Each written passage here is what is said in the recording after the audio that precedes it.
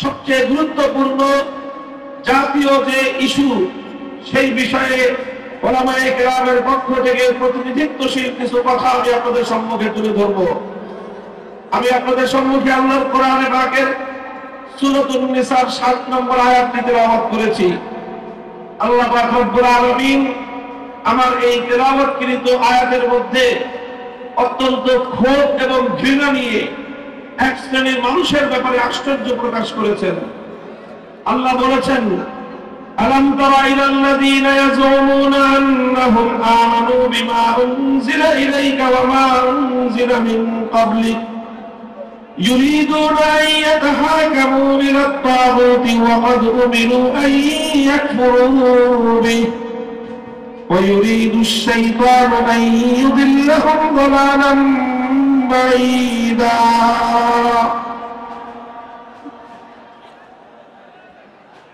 আপনারা এদিকে লক্ষ্য করে আওয়াজ করবেন না ভাই। টিন ভাঙেন আর বিল্ডিং ভাঙেন, যাই ভাঙেন, আওয়াজ করবেন না। শান্ত হন, শান্ত হন। আপনারা কেউ শব্দ করবেন না ভাই, কোনো আওয়াজ করবেন না। এগুলো একটা ব্যবস্থাপনার জন্য মাদ্রাসার পক্ষ থেকে, ইন্তেজামিয়ার পক্ষ থেকে এটা দেওয়া হয়েছে। আপনারা বিশৃঙ্খলা করবেন না মেহেরবানি করে, মাহফিলটা আমাদেরকে সমাপ্ত করতে যায়। আপনারা এবার এই কেউ টিনে হাত দিবেন না, কেউ টিনে হাত দিবেন না, দয়া করে কেউ টিনে হাত দিবেন না। আপনারা পিছন দিকে সরে যান, পিছন দিকে সরে যান, সামনের দিকে চলে যান, একটা আওয়াজ শুনতে থাকেন। দেখতে হবে এমন কোনো জরুরি কিছু না। মেহেরবানি করে এত বড় মজমাকে বিশৃঙ্খল করবেন না আপনারা কেউ। এখানে যারা আছেন আর নতুন করে কোনো টিন ভাঙার চেষ্টা করবেন না। আল্লাহ আপনাদের কাছে বিনীত অনুরোধ করতেছি, আপনারা মাহফিলটাকে অল্প কিছু সময় কথা বলবো, এই কথা বলার মধ্যে যদি আপনারা মাঝখানে বিঘ্ন সৃষ্টি করেন, মনোযোগ যদি ডান দিকে বাম দিকে চলে যায়, তাহলে আমি আমার আলোচ্য বিষয়টা আজকের এই উপস্থিতির সামনে আমি পেশ করতে পারবো না। এই জন্য আমি এই ডান দিকে যারা আছেন আর বাম দিকে যারা আছেন টিনের বাইরে, আপনাদের কাছে আমি বিশেষভাবে অনুরোধ করতেছি যে আপনারা কোনো আওয়াজ করবেন না, আপনারা কোনো আওয়াজ করবেন না, ইনশাআল্লাহ। ঠিক আছে তো? যাই করেন ধাক্কা ধাক্কি যাই করেন, আওয়াজ করেন না। মুহতারাম হাজিরিন, আয়াতের মধ্যে আল্লাহ পাক রব্বুল ইজ্জত বলতেছেন, অত্যন্ত ক্ষোভ এবং ঘৃণা নিয়ে আল্লাহ প্রশ্ন ছুড়ে দিয়েছেন যে তোমরা কি লক্ষ্য করো না যে কিছু মানুষ আছে এমন যারা নিজেদেরকে ঈমানদার বলে দাবি করে। ইয়াজউমুনা আন্নাহুম আমানু, তারা দাবি করে তারা ঈমানদার, অথচ ঈমানদার হিসেবে নিজেদেরকে দাবি করার পরেও ইউরিদুনা আন ইয়াতাহাকামু ইলাত তাগুত, তারা তাগুতের কাছে বিচার চাইতে যায়, তারা তাগুতের কাছে ফয়সালা চাইতে যায়, তারা তাগুতকে বিচারক এবং তাগুতকে তারা শাসক হিসেবে মেনে নেয়। আল্লাহ কোরআন বলতে চায় যে যে ব্যক্তি নিজেকে ঈমানদার বলে পরিচয় দিবে, সে পশ্চিমকালেও করে তাগুতকে মেনে নিতে পারে না। আর যারা তাগুতকে বিশ্বাস করবে তারা কোনোদিন ঈমানদার হতে পারে না। আলো আর অন্ধকার যেমন একত্রিত হতে পারে না, সাদা আর কালো যেমন একাকার হতে পারে না, ঠিক তদ্রূপ রাত আর দিন যেমন একসঙ্গে এক সময়ে পাওয়া যেতে পারে না, ঠিক একইভাবে একই সঙ্গে একজন মানুষ ঈমানদার এবং তাগুতে বিশ্বাসী হতে পারে না। যারা ঈমানদার হয় তারা তাগুতকে অস্বীকারী হয়, যারা তাগুতকে বিশ্বাস করে তারা পশ্চিমকালেও ঈমানদার হতে পারে না। বড় আশ্চর্যের বিষয়, বড় দুঃখজনক এবং মর্মান্তিক বিষয় হলো এই, আজ মুসলিম সমাজের মধ্যে শত শত নয়, হাজার এবং লক্ষ নয়, কোটি কোটি মুসলমান এমন রয়েছে যারা নিজেদেরকে ঈমানদার বলে পরিচয় দেয়, অথচ তারা তাগুতকে বিশ্বাস করে। তারা তাগুতে বিশ্বাসী হওয়ার কারণে তারা নিজেদেরকে যতই ঈমানদার পরিচয় দিক, তাদের আইডেন্টি কার্ডে, তাদের পরিচয় পত্রে যতই ধর্ম হিসেবে মুসলিম লেখা থাকুক, তাদের নাম যতই আব্দুস সালাম, আব্দুল মুমিন এই নাম থাকুক, যখনই তারা তাগুতের উপর বিশ্বাস স্থাপনকারী হবে, তখন তারা ঈমানদার এবং মুসলিম হতে পারে না। এটা হলো অত্যন্ত গুরুত্বপূর্ণ একটা বিষয়। সমাজের অসংখ্য অগণিত মানুষ এই তাগুতে বিশ্বাস থাকার কারণে তারা নিজেদেরকে মূর্খতাবশত অজ্ঞতাবশত নিজেদেরকে ঈমানদার বলে মনে করে, অথচ কোরআন এবং হাদিসের ফয়সালায় তারা স্পষ্টভাবে মুশরিক এবং তারা কাফের ও বেঈমান। এই জন্য আমি আমার আলোচনার সুবিধার্থে লম্বা আলোচনা করবো না, আমি বলতেছি আপনারা মেহেরবানি করে আওয়াজ করবেন না। আমার আলোচনার সুবিধার্থে আমি প্রথমে আপনাদের কাছে তাগুতের পরিচয় তুলে ধরতেছি। তাগুত কাকে বলা হয়? তাগুত কাকে বলা হয় লক্ষ্য করেন। কোরআনে পাকের অনেকগুলো আয়াতের মধ্যে আল্লাহ পাক রব্বুল আলামিন তাগুত শব্দটি প্রয়োগ করেছেন। ফাতাবায়ানার রুশদু মিনাল গাই ফামান ইয়াকফুর বিত-তাগুতি ওয়া ইউমিন বিল্লাহি ফাকাদ ইসতামসাকা বিল উরওয়াতিল ওয়ুসতা। আল্লাহ বলেছেন যে তাগুতকে অস্বীকার করবে আর আল্লাহর উপর ঈমান আনবে, সে একটা শক্ত মজবুত হাতলকে ধারণ করলো। অন্য আয়াতে আমার আল্লাহ বলেছেন আল্লাযীনা আমানু ইউকাতিলুনা ফী সাবিলিল্লাহ ওয়াল্লাযীনা কাফারু ইউকাতিলুনা ফী সাবিলিত তাগুত। যারা ঈমানদার তারা লড়াই করে কার পথে? চিৎকার করে বলেন, যারা ঈমানদার তারা লড়াই করে কার পথে? ওয়াল্লাযীনা কাফারু ইউকাতিলুনা ফী সাবিলিত তাগুত। আর যারা কাফের এবং বেঈমান তারা লড়াই করে, সংগ্রাম করে, চেষ্টা করে তাগুতের পথে। অর্থাৎ সব জায়গায় আল্লাহর কোরআন ঈমান বিল্লাহকে এবং তাগুতকে কম্পিটিটিভ অর্থাৎ একটি প্রতিদ্বন্দ্বিতামূলক শব্দ হিসেবে আল্লাহ প্রয়োগ করেছেন। আল্লাহর প্রতিপক্ষ হলো তাগুত, তাগুতের প্রতিপক্ষই হলেন আমার আল্লাহ। সুতরাং দুই প্রতিপক্ষকে যেমন একসঙ্গে কেউ খুশি করতে পারে না, তদ্রূপ যদি কেউ তাগুতকে খুশি করতে চায় কোশ্চিন কেন আল্লাহকে খুশি করতে পারবে না। যারা আল্লাহকে খুশি করতে চাইবে, যারা আল্লাহর সন্তুষ্টি হাসিল করতে চাইবে, যারা আল্লাহকে রাজি করতে চাইবে, তারা কোশ্চিন কেন তাগুতকে রাজি করতে পারবে না। কাজেই এই যে দ্বিমুখী একটা চরিত্র মানুষের মধ্যে আছে যে আল্লাহ ভি রাজি রহে শয়তান ভি নারাজ না হো, আল্লাহ সন্তুষ্ট থাকুক শয়তানও যেন বেজার না হয়, এই ধরনের ধোঁকাবাজি আর মুনাফিকি নীতি পরিহার করতে হবে। আর এই মুনাফিকি নীতি মুসলমানদের মধ্যে সবচেয়ে বেশি প্রবিষ্ট আছে।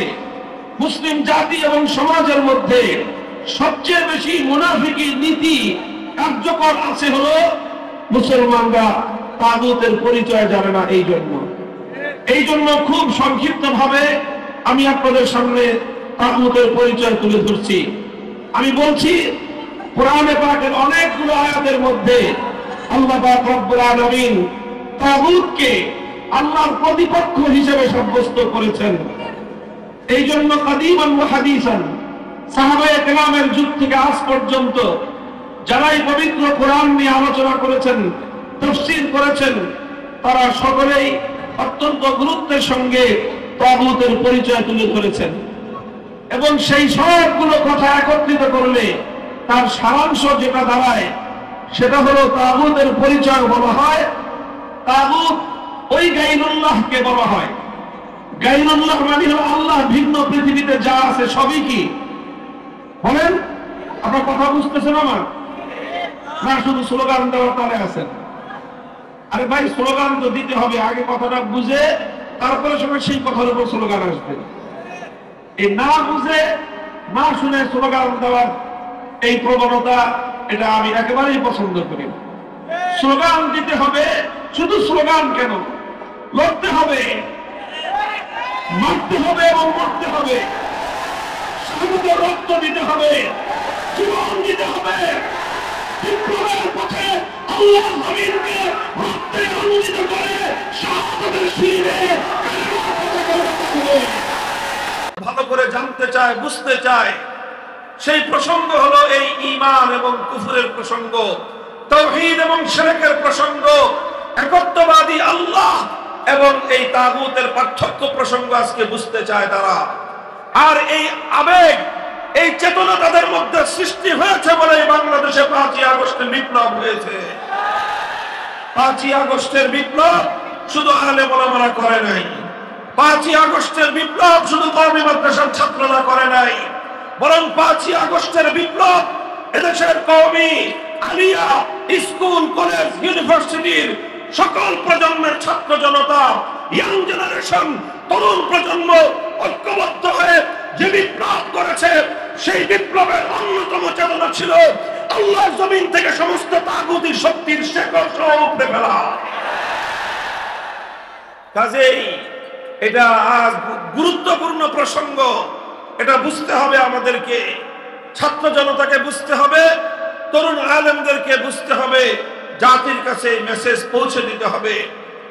আমি বলছি তাগুতের পরিচয়, ডেফিনিশন, সংজ্ঞা বলছি তাগুত কাকে বলা হয়। খুব সহজ ভাষায় বলতে গেলে আমি বলছিলাম গায়রুল্লাহ বুঝেন? বলেন সকলে জবাব দেন, গায়রুল্লাহ বুঝেন? গায়রুল্লাহ মানে কি? আল্লাহ ছাড়া। গায়রুল্লাহ মানে এই পৃথিবীতে আল্লাহ ছাড়া যা আছে সবই আল্লাহ ছাড়া, কায়নাতের মধ্যে যা আছে সব কি গায়রুল্লাহ। তো কোন গায়রুল্লাহকে যদি আল্লাহর আসনে বসানো হয়, সেই গায়রুল্লাহকেই বলা হয় তাগুত। যেই গায়রুল্লাহকে আল্লাহর আসনে বসানো হবে, সেই গায়রুল্লাহ কি তাগুত। যে গায়রুল্লাহ নিজে অথবা অন্য কেউ তাকে আল্লাহর আসনে বসানোর পর সে তার প্রতি সম্মত থাকবে, সেই গায়রুল্লাহকেই তাগুত বলা হবে। আরো সহজ ভাষায় যদি বলি, আমার আল্লাহ পাক রব্বুল আলামিনের কিছু বৈশিষ্ট্য আছে যেটা আল্লাহর জন্য নির্ধারিত, যে বৈশিষ্ট্য আল্লাহ ছাড়া অন্য কারো জন্য বৈধ নয়, এমন কিছু বৈশিষ্ট্য আল্লাহর রয়েছে। আল্লাহর সেই বৈশিষ্ট্যগুলো যদি কোনো গায়রুল্লাহর জন্য সাব্যস্ত করা হয়, তখনই সেই গায়রুল্লাহ তাগুতে পরিণত হয়। যেরকম সহজ দৃষ্টান্ত দিলে আপনারা বুঝবেন, ইবাদতের একমাত্র মালিক কে? চিৎকার করবেন, একেবারে মাহফিলের শেষ পর্যন্ত বলবেন, ইবাদতের একমাত্র মালিক কে? ইবাদতের একমাত্র উপযুক্ত কে? এখন যে ইবাদত একমাত্র আল্লাহর প্রাপ্য, সেই ইবাদত যদি আল্লাহ ছাড়া কোনো গায়রুল্লাহকে দেওয়া হয়, তাহলে সেই গায়রুল্লাহকেই বলা হয় তাগুত। যেমন ইবাদত কেউ যদি আল্লাহকে না করে লাত, মানাত, উজ্জা, হুবল এই সমস্ত দেব দেবতাকে ইবাদত করে, তাহলে সেই দেব দেবতাগুলোকেই বলা হয় তাগুত। এটা ছিল সেই যুগের তাগুত। আর আজকের যুগে এই যে দুর্গা, সরস্বতী, কালী নামে যত মূর্তির পূজা মানুষ করে, এই প্রত্যেকটা মূর্তিকে মানুষ আল্লাহর আসনে বসায়। যে ইবাদত এক আল্লাহর উপযুক্ত ছিল, যে ইবাদত একমাত্র আল্লাহর জন্য নির্ধারিত ছিল, সেই ইবাদতকে আল্লাহর জন্য না করে দুর্গার জন্য করলো, কালীর জন্য করলো, সরস্বতীর জন্য করলো, নানা ধরনের মূর্তির জন্য করলো।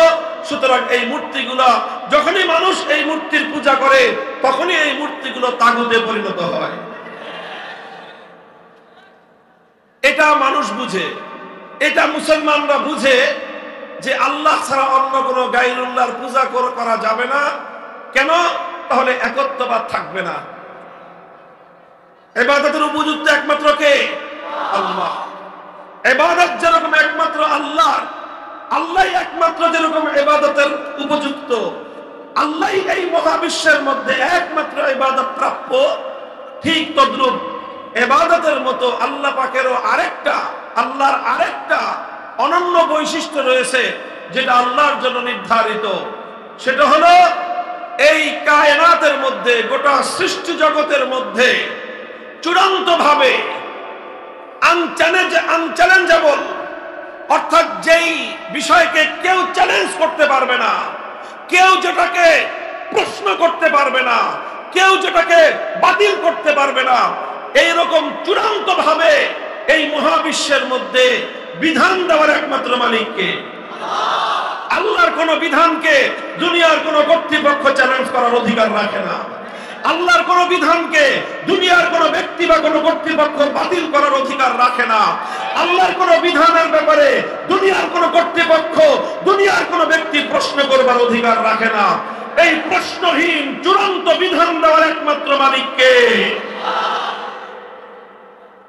ইবাদতের একমাত্র মালিক কে? বিধান দেওয়ার চূড়ান্ত ক্ষমতার মালিক একমাত্র কে? ইবাদতের মধ্যে যদি কেউ আল্লাহ ছাড়া কোনো গায়রুল্লাহর ইবাদত করে তাহলে এটাকে বলা হয় শিরক ফিল ইবাদাহ, অর্থাৎ ইবাদতের মধ্যে শিরক করলো কেউ।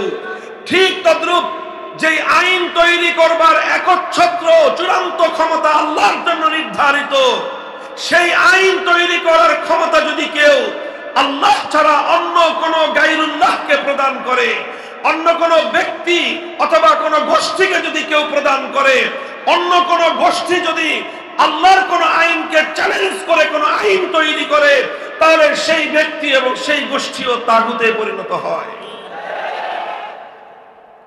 মুহতারাম হাজিরিন, আমরা তাওহীদ ফিল ইবাদাহকে বিশ্বাস করি, কিন্তু তাওহীদ ফিল হাকিমিয়্যাহ, আইন তৈরি করার ক্ষেত্রে সার্বভৌম আইন তৈরি করবার ক্ষমতা যে একমাত্র আল্লাহর, এই বিষয়ে লক্ষ কোটি মুসলমান বিভ্রান্তিতে পড়ে থাকবার কারণে তারা স্পষ্ট শিরকে লিপ্ত হলেও নিজেদেরকে ঈমানদার বলে ভাবে। আর আল্লাহ পাক এই ধরনের নামধারী ঈমানদারদের ব্যাপারে ক্ষোভ এবং ঘৃণা প্রকাশ করে বলেছেন, নিজেদেরকে ঈমানদার বলে পরিচয় দেয়, অথচ বিচার চাওয়ার সময় তারা তাগুতের কাছে বিচার চাইতে চায়। আল্লাহ বলতে চান, যারা তাগুতের কাছে বিচার চাইতে পারে তারা আল্লাহর উপর ঈমানদার হতে পারে না। কথাটা বুঝা গেল? তাহলে আল্লাহর জায়গায় যদি কোনো গায়রুল্লাহর ইবাদত করা হয়, সেই গায়রুল্লাহকে কি বলা হয়? জোরে বলেন। আল্লাহর পরিবর্তে কোনো গায়রুল্লাহর যদি ইবাদত করা হয়, সেই গায়রুল্লাহকে কি বলা হবে? ঠিক তদ্রূপ আল্লাহর জায়গায় আল্লাহর কোন আইন, আল্লাহর কোন বিধানকে যদি কেউ পরিবর্তন করে, আল্লাহর বিধানকে চ্যালেঞ্জ করে, আল্লাহর বিধানকে বাতিল করে কোন ব্যক্তি, কোন গোষ্ঠী যদি কোন আইন প্রণয়ন করে, সেই ব্যক্তি এবং সেই গোষ্ঠীকে কি বলা হবে? হতে পারে সেই ব্যক্তি কোন রাষ্ট্রের রাষ্ট্রপতি, যে রাষ্ট্রপতি আল্লাহর আইনের বিরুদ্ধে আইন করবে সেই রাষ্ট্রপতিকে বলা হয় তাগুত। যেই প্রধানমন্ত্রী আল্লাহর কোন আইনকে চ্যালেঞ্জ করবে সেই প্রধানমন্ত্রীকে বলা হয় তাগুত। যেই মন্ত্রী পরিষদ আল্লাহর আইনের বিরুদ্ধে কোন আইনকে অনুমোদন দিবে সেই মন্ত্রী পরিষদকে বলা হয় তাগুত। যেই বিচারপতি, যেই বিচারপতি, যেই বিচারালয় আল্লাহর আইনের বিরুদ্ধে কোন আইনকে অনুমোদন দিবে, বৈধতা দিবে, সেই বিচারপতি এবং বিচারালয়কে বলা হবে তাগুত। যেই সংসদ অথবা যেই আইন পরিষদ আল্লাহর আইনের বিরুদ্ধে কোন আইন পাস করবে, গোটা সেই সংসদকেই বলা হয় তাগুত।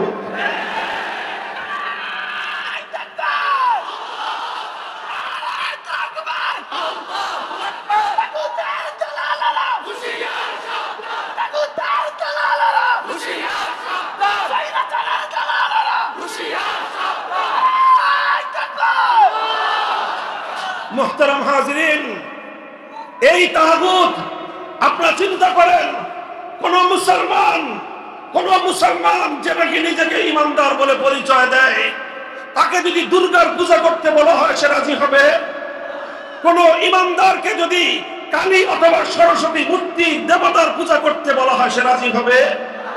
যেমনি ভাবে কোন গায়রুল্লাহর পূজা করতে কোন ঈমানদার রাজি হতে পারে না, ঠিক তদ্রূপ আল্লাহর আইনের বিরুদ্ধে সংসদ যখন কোন আইন পাশ করে, আল্লাহর আইনের বিরুদ্ধে মন্ত্রী পরিষদ যখন কোন আইনের অনুমোদন দেয়, আল্লাহর আইনের বিরুদ্ধে কোন রাষ্ট্র ব্যবস্থা যখন কোন আইন করে, কোন ঈমানদার নিজের দেহে এক ফোঁটা রক্ত থাকতে, দেহে প্রাণের স্পন্দন থাকতে আল্লাহর আইনের বিরুদ্ধে যত বড় রাষ্ট্র হোক না কেন, রাষ্ট্রের সে আইনকে সে মানতে পারে না।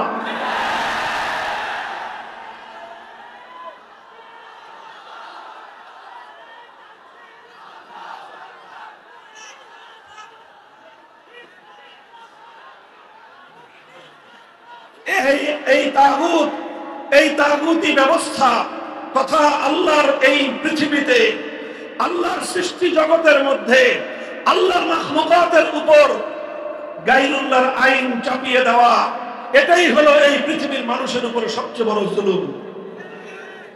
লক্ষ্য করে বুঝেন, আল্লাহর মাখলুক সৃষ্টি করলেন কে? এই জমিন সৃষ্টি করলেন কে? এই মানুষ সৃষ্টি করলেন কে? এই মানুষকে লালন পালন করেন কে? এই মানুষের রিজিকের ব্যবস্থা করেন কে? এই মানুষের হায়াত মওতের মালিক কে? সব কিছু আল্লাহ করেন। এই মানুষের জন্য আল্লাহ পাক আগুন পানি বাতাস সৃষ্টি করেছেন। মানুষ আল্লাহর প্রতি মুহূর্তে আল্লাহর রিজিক খেয়ে বেঁচে থাকে। অথচ আল্লাহর সৃষ্টি এই মানব জাতির উপর যখন কিছু গায়রুল্লাহ নিজেদের বানানো আইন চাপিয়ে দেয়, তারা এই মানুষের উপর কত বড় জুলুম করে। খোদার কসম খেয়ে বলি, তাকাদুস সামাওয়াতু ওয়াল আরদ ইয়াতাফাত্তারু, আসমান এবং জমিন ভেঙে পড়ার চেয়েও আরো ভয়ঙ্কর বিষয় হলো মানব জাতির উপর মানুষের বানানো আইন চাপিয়ে দেওয়া। এই অভিশাপ মুসলমানদের মধ্যে দীর্ঘ একটা সময় পর্যন্ত ছিল না। সাহাবীদের যুগে ছিল না, খেলাফতে রাশেদার যুগে ছিল না, খেলাফতে বনু উমাইয়ার যুগে ছিল না, খেলাফতে বনু আব্বাসিয়ার যুগে কোনোদিনও কোনো মুসলমান একথা কল্পনাও করতে পারত না যে মুসলিম সমাজের মধ্যে গায়রুল্লাহর কোনো আইনের দ্বারা সমাজ পরিচালিত হবে। সর্বপ্রথম এই অভিশাপ মুসলিম জাতির উপর চেপে বসলো যখন তাতারিরা মুসলমানদের জাতির উপর, তাতারিরা মুসলিম বিশ্বের উপর হামলে পড়লো। তারা আগ্রাসন শুরু করলো। মুসলমানদের খেলাফত ধ্বংস করে, মুসলমানদের খেলাফতের কেন্দ্রবিন্দু বাগদাদকে ধ্বংস করে তারা মুসলিম বিশ্বের বিপুল জায়গা দখল করে তাতারিরা ক্ষমতার মসনদ কেড়ে নিল। আর সর্বপ্রথম এই তাতারি মঙ্গোলি সম্প্রদায় মুসলিম জাতির উপর তাদের তাতারিদের নেতা কুখ্যাত ধ্বংসযজ্ঞবাজ চেঙ্গিস খানের বানানো আইন, যেটা ইতিহাসের পাতায় বলা হয় ইয়াসেক নামক চেঙ্গিস খানের বানানো আইন গ্রন্থ দিয়ে মুসলিম জাতির উপর তারা শাসন এবং আইন কার্যক্রম পরিচালনা করা শুরু করলো। এটাই ছিল ইতিহাসের আলোকে মুসলিম জাতির উপর আল্লাহর আইনের বিরুদ্ধে মানব রচিত আইনের সর্বপ্রথম প্রয়োগ। যখন এই তাতারিরা মুসলমানদের উপর চেঙ্গিস খানের বানানো আইন প্রয়োগ করলো, উলামায়ে কেরাম সর্বশক্তি দিয়ে, মুসলিম উম্মাহ সর্বশক্তি দিয়ে এটাকে প্রতিরোধ করার চেষ্টা করলেন। গায়রুল্লাহর এই আইনকে রুখে দেওয়ার জন্য প্রতিটি জনপদ থেকে উলামায়ে কেরাম প্রতিটি জনপদ থেকে উলামায়ে কেরাম তারা আওয়াজ উঠালেন। প্রতিটি জনপদ থেকে উলামায়ে কেরাম তাতারিদের বিরুদ্ধে সংগ্রাম শুরু করলেন। প্রতিটি মুসলিম জনপদ থেকে মুসলমানদের উপর চাপিয়ে দেওয়া এই অভিশপ্ত ব্যবস্থা উৎখাত করার জন্য তারা চেষ্টা করলেন। এই চেষ্টা করতে গিয়ে অনেক আলেমদেরকে শাহাদাতের রক্ত দিতে হয়েছে, জীবন দিতে হয়েছে, কারাবরণ করতে হয়েছে। শাইখুল ইসলাম ইবনে তাইমিয়া রাহমাতুল্লাহি আলাইহি ৬ বার তিনি কারাবরণ করেছেন। কারা প্রকোষ্ঠে জীবনের দীর্ঘ সময় তিনি অতিক্রম করে দিয়েছেন। কিন্তু গায়রুল্লাহর আইন, আল্লাহর আইনের পরিবর্তে মুসলিম জাতির উপর চাপিয়ে দেওয়াকে তিনি মেনে নিতে পারেন নাই। উলামায়ে কেরামের এই সংগ্রাম, তাদের এই ত্যাগ আর কোরবানির বিনিময়ে এক সময় আল্লাহ পাক রব্বুল আলামিন মুসলমানদের উপর থেকে এই অভিশাপকে তুলে নিলেন। তাতারিরা ব্যাপকভাবে পরাস্ত হলো। বিভিন্ন যুদ্ধে তাতারিদের পরাজয় ঘটলো। আর অনেক তাতারিরা ইসলাম গ্রহণ করে ইসলামের সুশীতল ছায়ায় চলে আসলো এবং একটা পর্যায়ে গিয়ে খেলাফতে ওসমানিয়া প্রতিষ্ঠিত হলো। একদিকে নাম কাওয়াস্তে খেলাফতে বনু আব্বাসিয়া, আরেকদিকে খেলাফতে ওসমানিয়া চলতে থাকলো এবং আবার মুসলমানদের দেশে, মুসলিম সমাজে আল্লাহর আইনের দ্বারা জাতি শাসিত হওয়ার সেই সোনালী যুগ আবার ফিরে এলো। এভাবেই চলতে চলতে চলতে চলতে 1757 সালে এই ভারতবর্ষকে দখল করলো ইংরেজ সাম্রাজ্যবাদ, ব্রিটিশ সাম্রাজ্যবাদ আমাদের ভারতবর্ষ দখল করলো। ওদিকে ফ্রান্স সাম্রাজ্যবাদ আফ্রিকার বিভিন্ন মুসলিম অঞ্চলগুলোকে দখল করলো। ইতালি বিশাল মুসলিম এলাকা দখল করে নিল। এইভাবে পশ্চিমা সাম্রাজ্যবাদীরা মুসলিম দেশ এবং মুসলিম জনপদগুলোকে দখল করে নিয়ে সেই জায়গাগুলো থেকে আল্লাহর আইনকে উৎখাত করে দিয়ে, কোরআনের শাসন ব্যবস্থাকে উৎখাত করে দিয়ে আল্লাহর আইনের জায়গায় সাম্রাজ্যবাদী ব্রিটিশ আইনের দ্বারা মুসলিম জাতিকে তারা শাসন করতে শুরু করলো। এই অভিশাপ শুরু হলো আমাদের এই পাক ভারত উপমহাদেশে 1757 সালের পরে। যখন এই অভিশপ্ত ধারা শুরু হলো, সর্বপ্রথম শাহ আব্দুল আজিজ মুহাদ্দিস দেহলভী রাহমাতুল্লাহি আলাইহি তিনি একটা ঐতিহাসিক ফতোয়া দিয়েছিলেন। সেই ফতোয়া হলো এই যে ভারতবর্ষে সংখ্যার দিক থেকে মুসলমান যতই হোক না কেন, সংখ্যার দিক থেকে মুসলমান যতই হোক, মুসলমানদের দেশ হওয়া, মুসলিম দেশ হওয়া, ইসলামী দেশ হওয়ার জন্য সংখ্যায় মুসলমান বেশি প্রয়োজন নয়। আর সংখ্যায় মুসলমান যতই থাকুক, একটি দেশ তখনই ইসলামী দেশ থাকে যখন সেই দেশের শাসনতন্ত্র হয় কোরআনী শাসন, যখন সেই দেশের আইন হয় আল্লাহর আইন। সর্বপ্রথম যখন ব্রিটিশ সাম্রাজ্যবাদীরা মুসলমানদের এই ভারতবর্ষকে দখল করে আল্লাহর আইনের পরিবর্তে ব্রিটিশদের প্রবর্তিত আইন তারা চালু করলো, শাহ আব্দুল আজিজ রহমতুল্লাহি আলাইহি ফতোয়া জারি করলেন, এই দেশ এখন কোটি কোটি মুসলমান থাকতে পারে, কিন্তু এই দেশ আর ইসলামী দেশ নাই। এই দেশ এখন দারুল ইসলাম নয়, এই দেশ এখন দারুল হরব, অর্থাৎ এই দেশ এখন কাফেরদের দ্বারা আক্রান্ত দেশ।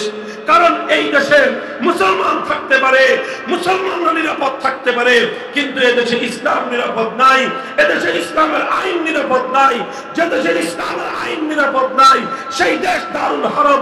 সেই হিসেবে এই দারুল হরবকে আবার দারুল ইসলামে ফিরিয়ে আনা আর এজন্য লড়াই করা, জিহাদ করা, সংগ্রাম করা প্রত্যেক মুসলমানের জন্য ফরজ।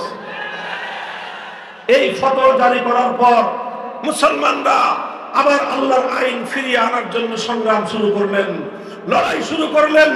লড়াই আর সংগ্রাম চলতে চলতে 1831 সালে বালাকোটে সৈয়দ আহমদ শহীদ রহমতুল্লাহি আলাইহি ইংরেজদের বিরুদ্ধে লড়াই করলেন। উদ্দেশ্য ছিল একটাই, আবার আল্লাহর জমিনে আল্লাহর আইন ফিরিয়ে আনা। সেই বালাকোটে সৈয়দ আহমদ রহমতুল্লাহি আলাইহি শাহাদাত বরণ করলেন। আবার মুসলমানরা নতুন করে লড়াই শুরু করলো, প্রস্তুতি শুরু করলো। আবার 1857 সাল এলো।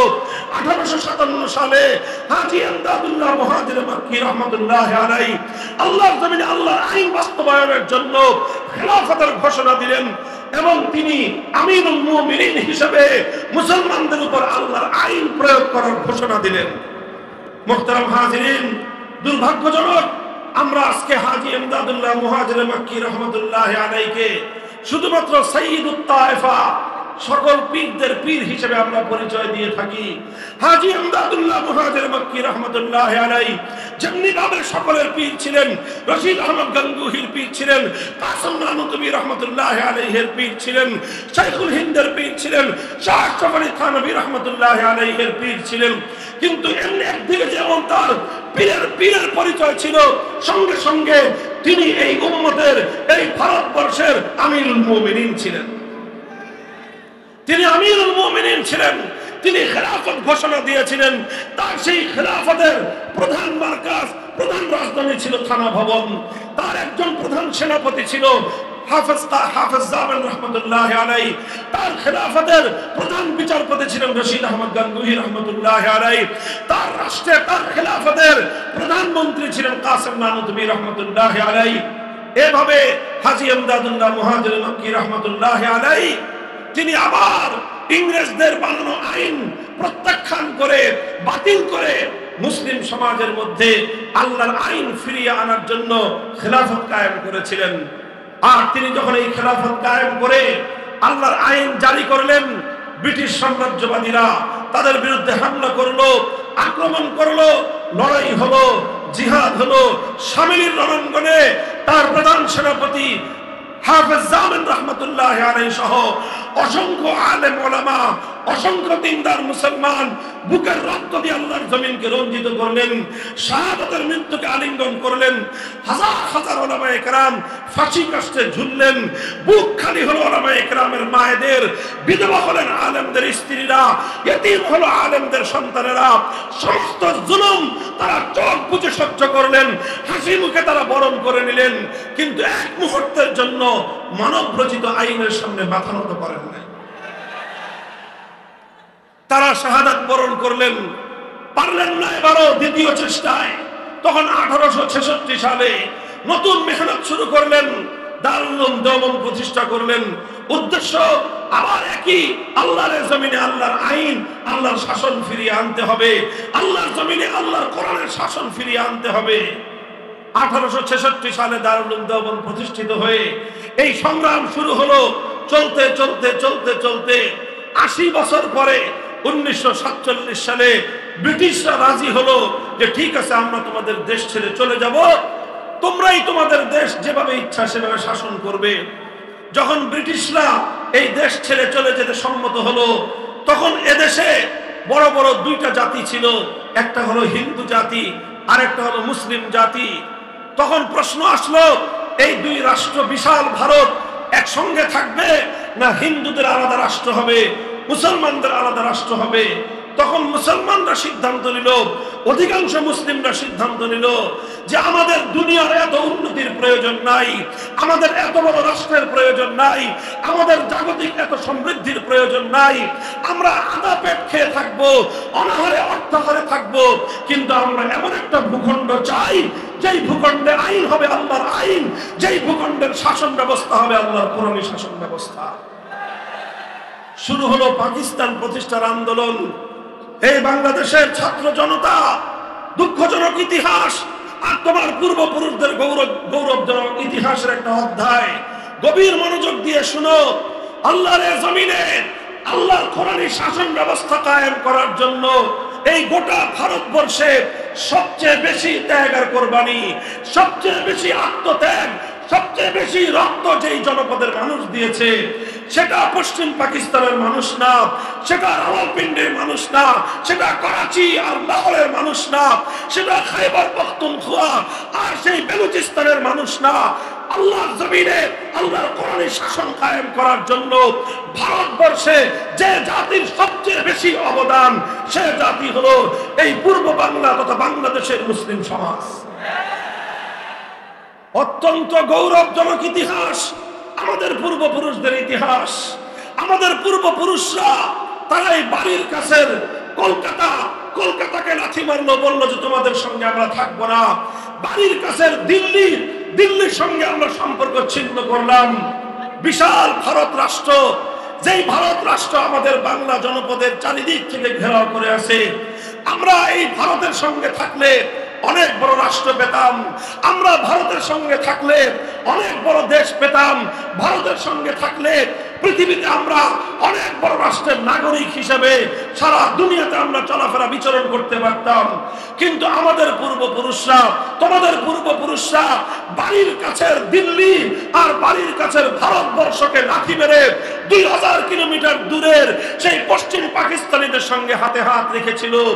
এ কারণে নয় যে ওরা পশ্চিম পাকিস্তানি খান পাঠান, শুধু একটা কারণে, ওদের পরিচয় মুসলমান, আমাদের পরিচয় মুসলমান। আমরা বলেছিলাম আসো মুসলমান মুসলমান হাতে হাত রাখি, ভ্রাতৃত্বের বন্ধন স্থাপন করি, আর আমরা এমন একটা রাষ্ট্র করি যে রাষ্ট্রের সংবিধান হবে আল কোরআন। আল্লাহর কোরআনের আইনের দ্বারা শাসিত হওয়ার জন্য পশ্চিম পাকিস্তানের মুসলমানদেরও অনেক ত্যাগ রয়েছে, অবদান রয়েছে। তবে পশ্চিম পাকিস্তানিদের যেই পরিমাণ অবদান, সেই আল্লাহর নিজামে ইসলাম কায়েম করার জন্য, ইসলামী শাসন ব্যবস্থা কায়েম করার জন্য পশ্চিম পাকিস্তানিদের অবদানকে এক পাল্লায় রাখা হলে আর বাংলাদেশের মুসলমানদের অবদান অপর পাল্লায় রাখা হলে বাংলাদেশের মুসলমানদের অবদান তাদের চেয়ে 10 গুণ বেশি ভারী হয়ে যাবে। কিন্তু দুর্ভাগ্য আমাদের, আমরা স্বাধীন করলাম, আমরা হিন্দুদের থেকে আলাদা হয়ে মুসলিম রাষ্ট্র গঠন করলাম। এমন একটা রাষ্ট্র যে রাষ্ট্রের সংবিধান হবে কোরআনী সংবিধান, যে রাষ্ট্রের শাসনতন্ত্র হবে ইসলামী শাসনতন্ত্র, যে রাষ্ট্রের নিজাম হবে নিজামে ইসলাম। এরকম একটা স্বপ্ন নিয়ে এদেশের মানুষ 1000 মাইলের দূরত্বের পশ্চিম পাকিস্তানিদের সঙ্গে আমরা বন্ধন গড়ে তুললাম। কিন্তু দুর্ভাগ্য, পশ্চিম পাকিস্তানিরা আমাদের 1947 সালের 15ই আগস্টের স্বাধীনতা অর্জন হওয়ার পর থেকেই ওরা আমাদের সঙ্গে বিমাতাসুলভ আচরণ শুরু করলো, বিশ্বাসঘাতকতা শুরু করলো, গাদ্দারি করা শুরু করলো। আমাদের আলেম সমাজ বারবার তাদেরকে বলল, অঙ্গীকার পুরো করো, জাতির সঙ্গে যে ওয়াদা করে পাকিস্তান গঠন করেছিলে, মুসলমানদের জন্য একটা ভূমি হবে, ভূখণ্ড হবে, একটা দেশ হবে, যেই দেশের শাসনতন্ত্র হবে ইসলামী শাসনতন্ত্র, যেই দেশের আইন হবে আল্লাহর কোরআনের আইন, সেই অঙ্গীকার তোমরা পূরণ করো। পশ্চিম পাকিস্তানি রাষ্ট্রনায়করা বলতো হুজুরদেরকে যে হুজুর আর কয়েকটা দিন সবুর করেন। কেন সবুর করব?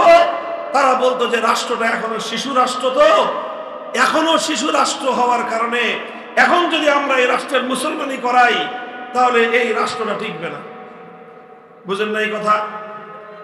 আরে পোলাপানদের মুসলমানি করায় না, একটু বড় হয়ে নি। ওই পশ্চিম পাকিস্তানি শাসকরা আমাদের আলেম ওলামারা যখনই দাবি তুলতো যে রাষ্ট্রে মুসলমান বানাও না কেন, কয় হুজুর এই রাষ্ট্রটা শিশু, তো আরেকটু বড় হোক, এরপরে এই রাষ্ট্রকে মুসলমান বানাবো, রাষ্ট্রের মুসলমানি করায় কোরআনের শাসন আমরা কায়েম করব।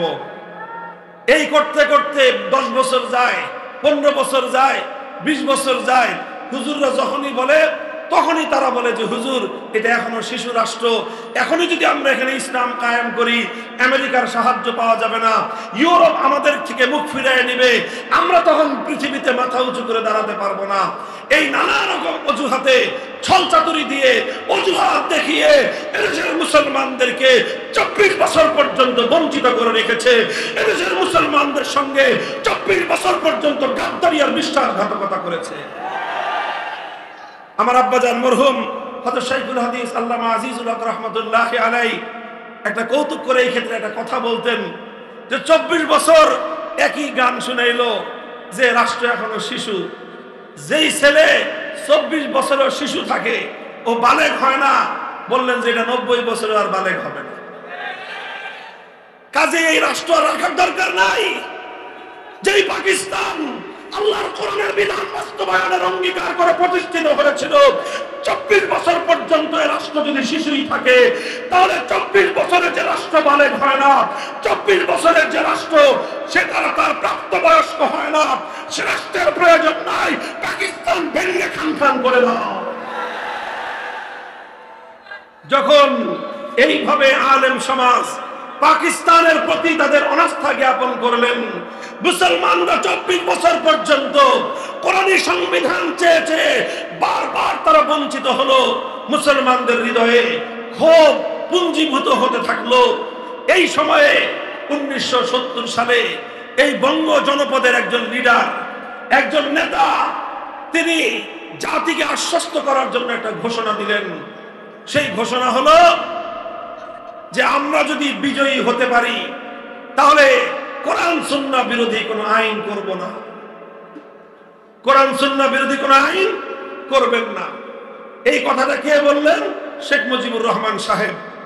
তিনি এই তার জন্মের ইতিহাসে সবচেয়ে ভালো কোনো কাজ যদি করে থাকেন তাহলে তার এই ভালো কাজটা ছিল 1970-এর জাতীয় নির্বাচনের সময় জাতির সঙ্গে তিনি একটা অঙ্গীকার করেছিলেন যে কোরআন সুন্নাহ বিরোধী কোনো আইন তিনি করবেন না।